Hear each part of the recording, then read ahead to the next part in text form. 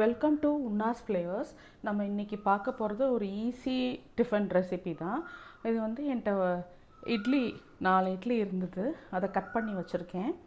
அதுக்கு வந்து 1.5 teaspoon oil, ஒரு 1/4 டீஸ்பூன் கடுகு, 1/4 டீஸ்பூன் உளுந்தம்பருப்பு, 1/4 டீஸ்பூன் சோம்பு, கொஞ்சம் கருவேப்பிலை, 1 டீஸ்பூன் சாம்பார் தூள் வச்சுருக்கேன். இது வெங்காயம் தக்காளி எதுவுமே போட வேண்டாம்.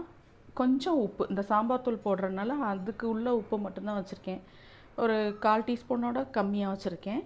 இப்போ ஆயில் ஊற்றி கடுகு உளுந்தம்பருப்பு சோம்பு தாளித்து கருவேப்பிலையும் தாளிச்சிட்டு இந்த சாம்பார் தூளையும் போட்டு அதுக்குள்ளே சால்ட்டையும் போட்டு ஒரு 2 டேபிள் ஸ்பூன் இல்லைன்னா 3 டேபிள் ஸ்பூன் தண்ணி ஊற்றி அது ஒரு கொதி வரும்போது நம்ம வந்து இந்த இட்லியை போட்டு நல்லா மிக்ஸ் பண்ணிவிட்டு மீடியம் ஹீட்டில் இல்லைனா சிம்லேயே வச்சு கிண்டிகிட்டு இருந்தால் அது கொஞ்சம் ஒரு மாதிரி ரோஸ்ட்டாக வரும்போது ரொம்ப நல்லாயிருக்கும். இதை அப்படியே சாப்பிட்லாம், இதுக்கு எந்த தொட்டுக்கவும் வேணாம், சட்னி வச்சு வேணாலும் சாப்பிட்லாம். இட்லி மசாலா வித் சாம்பார் தூள் இது நான் இப்போ காட்டுறேன். இப்போ பாருங்கள், ஒரு கடாய் வச்சு 1.5 டீஸ்பூன் ஆயில் ஊற்றிட்டேன். ஆயில் ஹீட் ஆகிடுச்சு. இதில் வந்து 1/4 டீஸ்பூன் கடுகு, 1/4 டீஸ்பூன் உளுந்தம்பருப்பு, 1/4 டீஸ்பூன் சோம்பு போடுறேன். இதோட கருவேப்பிலையும் ஆட் பண்ணிக்கிறேன்.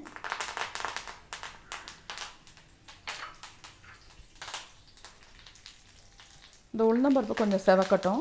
இந்த சோம்பு போடுறதுனால ஒரு ஃப்ளேவர் நல்லாயிருக்கும். உங்களுக்கு பிடிக்கலைன்னா வேண்டாம், பட் இந்த மசாலைக்கு சோம்பு நல்லாயிருக்கும். இது ஈஸியானது. நம்ம இட்லி மிஞ்சிச்சுன்னா யூஸ்வலாக இட்லி உப்புமா இந்த மாதிரி பண்ணுவோம், இல்லைனா வெங்காயம் தக்காளி போட்டு மசாலா போடுவோம். இது ஒரு டிஃப்ரெண்ட்டாக நல்லாயிருக்கும். உளுந்தம்பருப்பு செவந்துருச்சு.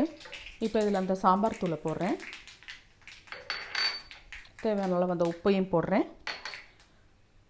போட்டு கொஞ்சோண்டு தண்ணி,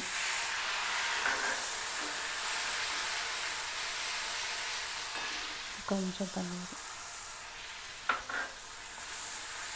நிறையா இட்லி இருந்தாலும் பண்ணுறதுக்கு நல்லாயிருக்கும். இது இந்த மாதிரி ஸ்டேஜில் இந்த கட் பண்ண இட்லியை அதில் போட்டுடலாம்.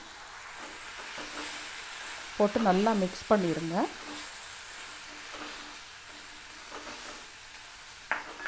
மிக்ஸ் பண்ணிவிட்டு கொஞ்சம் நேரம் அப்படியே வச்சுருந்தோம்னா அது உள்ளே சாந்து நல்லாயிருக்கும். அந்த இட்லியில் சால்ட் இருக்கனால தான் அந்த சாம்பார் பொடிக்குள்ளே தேவையான சால்ட்டை மட்டும் போட சொன்னேன். நல்லா மிக்ஸ் ஆயிடுச்சு. இது அப்படியே ஒரு 5 மினிட்ஸ்க்கு இருக்கட்டும். நடுவில் நீங்கள் கிண்டிக்கலாம், பட் சிம்லேயே வச்சுருங்க. இது ஒரு மாதிரி ரோஸ்ட் ஆகி வரும்போது நல்லாயிருக்கும். அதுக்காக ஓவராக ரோஸ்ட் அந்த டீப் ஃப்ரை மாதிரிலாம் இல்லை, கொஞ்சம் அந்த பச்சை வாசனைலாம் போகணும். இது அப்படியே கொஞ்சம் நேரம் இருக்கட்டும்.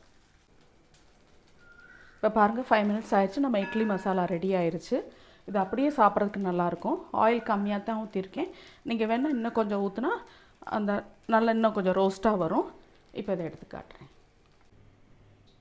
இப்போ பாருங்கள், 5 மினிட்ஸில் நம்மளோட இட்லி மசாலா வித் சாம்பார் தூள் ரெடி ஆயிடுச்சு. இது ஒரு ஈஸி பிரேக்ஃபாஸ்ட். நீங்கள் எல்லாருமே இதை ட்ரை பண்ணி பார்க்கலாம். யூஸ்வலாக நம்ம வெங்காயம் பச்சை மிளகா போட்டு உப்புமா மாதிரி கிண்டுவோம், அதாவது இட்லி மாசுன்னு சொல்லுவோம். இல்லைன்னா வெங்காயம் தக்காளி போட்டு தனி மிளகாத்தூள் போட்டு மசாலா போடுவோம். இது ஒரு டிஃப்ரெண்ட்டாக இருக்கும். எல்லோரும் இதை ட்ரை பண்ணி பார்த்துட்டு உங்கள் ஃபீட்பேக்கை சொல்லுங்கள். அடுத்த ஃப்ரைடே இன்னொரு ரெசிபியோடு உங்களை நான் சந்திக்கிறேன். தேங்க்யூ.